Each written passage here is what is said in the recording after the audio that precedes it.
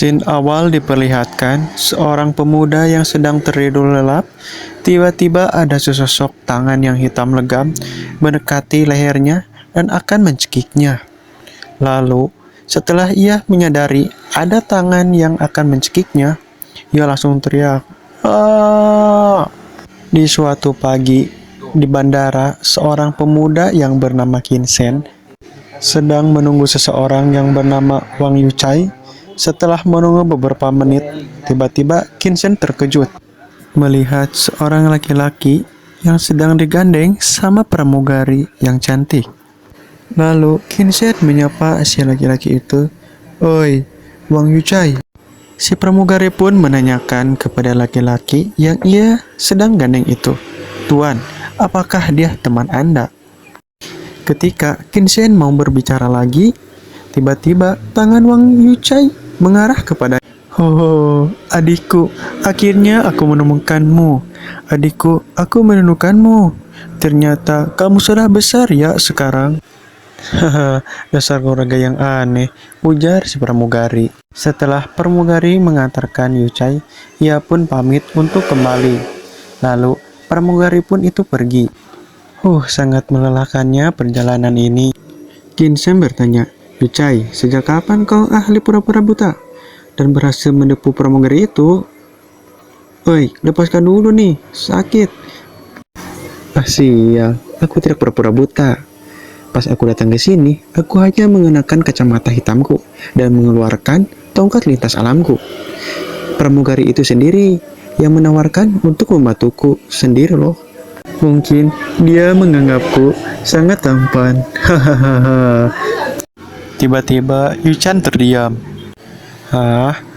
Kenapa kamu terdiam? Ada apa, Yuchai? Kenapa hidungmu berdarah?" Aku baru menyadari tali BH pramugari itu tidak dikencangkan. Mungkin akan terlepas. "Ah, sial, masa?" "Baiklah, karena kau jarang ke sini, aku akan mengajakmu jalan-jalan." "Oke, baiklah." Diperlihatkan sebuah bar. Mereka yang sedang santai dan meminum minuman air haram sambil melepas kerinduan dan menceritakan pengalaman-pengalaman saat dia lagi bertugas di kepolisian. Kinsen bertanya, "Ngomong-ngomong, kau cukup populer di kepolisian. Apa rencanamu sekarang setelah mengundurkan diri dari kepolisian?" Yuchai menjawab sambil memakan makanan yang ada di depannya. "Hah? Aku masih belum memikirkannya. Sebelum pikiran negatifku ini di masa lalu hilang." "Hehehe, sudah kuduga. Jangan terlalu memikirkanku." Asik-asik sedang mengobrol, pandangan Yuchai teralihkan kepada leher Kinsen. Ia menanyakan, "Ada apa dengan bekas cekikan di lehermu?" Sambil menunjuk ke arah leher Kinsen. "Sudah kuduga, tidak ada yang terlewatkan olehmu. Sayang sekali kau mengundurkan diri dari kepolisian. Bicaralah dengan jujur dan jangan coba-coba menipuku apa yang terjadi." Dengan tatapan serius, Kinsen menceritakan semua yang ia alami selama ini. "Aku telah dikutuk." Setelah mendengar ucapan dari Kinsen, Yuchai sangat terkejut. "Apa? Kamu telah dikutuk?" 3 bulan yang lalu, saat tengah malam ketika aku sedang pulang lewat pinggir kota, aku melihat gedung yang kosong. Benar-benar pedesaan. Sudah lama aku tidak melihat gedung dengan gaya arsitektur seperti ini. Saat Kinsen sedang melihat-lihat bangunan itu dari luar, tiba-tiba terdengar ada suara dari arah gedung itu. "Apa masih ada orangkah di gedung ini?" ucap Kinsen. Tiba-tiba dari arah jendela lantai 3 itu muncul kepala sesosok wanita.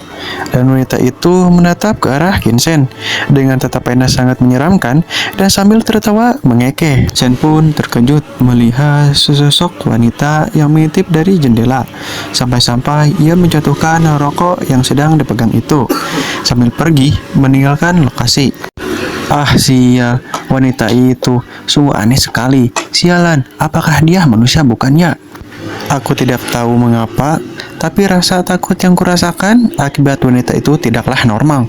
Suatu perasaan yang belum pernah kurasakan sebelum bekerja bertahun-tahun sebagai kepolisian. Jika dipikir-pikir lagi, mungkin situasi ini seperti berasal dari cerita-cerita horor murahan. Yuchai menimpali. Benar, tapi kau tahu, tidak seperti hantu di dunia ini. Mungkin kau hanya melihat wanita aneh. Apa yang terjadi selanjutnya? Tanda-tanda pertama muncul setengah bulan yang lalu. Saat aku bermimpi buruk, aku memimpikan seseorang yang terbuat dari kegelapan di atasku sambil tertawa mengekeh. Dengan kedua tangannya yang mencekik leherku. Kinsen tersontak terbangun. Dengan rasa sesak napas di dadanya, ah sial, suhu mimpi yang aneh. Kinsen sembari duduk sambil menahan rasa sakit di lehernya. Lalu Kinsen melihat bekas cekikan di lehernya itu. Dan anehnya, hari ke hari rasa sakit di leher ini tambah semakin parah saja. Kalau hanya mimpi, lantas dari mana rasa sakit dan bekas cekikan di leherku ini? Seolah-olah ada hantu di ranjang yang membuatku tidak dapat bergerak.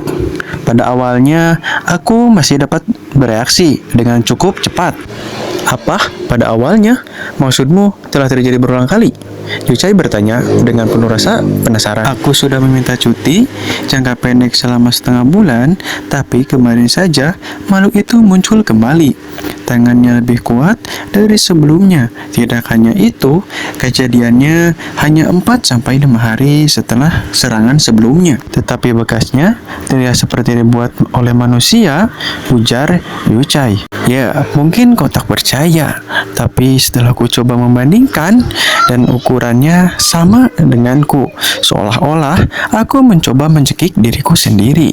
Yuchai sangat terkejut setelah mendengar kejelasan dari Kinsen, tapi di saat Yuchai sedang terkejut, Yuchai dikejutkan kembali setelah melihat Kinsen tiba-tiba tersenyum dan tertawa sangatlah kencang. Dari situlah Yuchai menyadari bahwa cerita Kinsen yang tadi dia ucapkan hanyalah kebohongan belaka. Yuchai pun seketika langsung marah. Brengsek sialan, beraninya kau menipuku.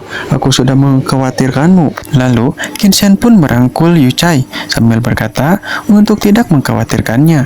Mungkin ini hanya bekas alergi saja. Jadi daripada memikirkan hal-hal aneh, mending kita lanjutkan minum-minum kita yang ke ronde 2. Lebih baik kita pergi karena keseruan ada pada ronde yang kedua. Memangnya sudah ronde kedua ya? Kukira ronde pertama baru dimulai, ujar Yuchai. Dan keesokan harinya, Yuchai yang sudah terbangun lebih awal, dia merasakan kepalanya yang masih pusing akibat minum-minum semalam. Yuchai pun langsung keluar kamar sembari memanggil-manggil temannya Kinsen. Tetapi setelah Yuchai berjalan untuk memasuki kamar Kinsen, ia sontak terkejut karena melihat temannya yang sudah terkujur kaku di kasur dengan bekas cekikan yang amat parah. Lalu ia langsung berlari dan memastikan temannya baik-baik aja. Tapi setelah dicek denyut nadinya, ia terkejut karena temannya sudah tak ada.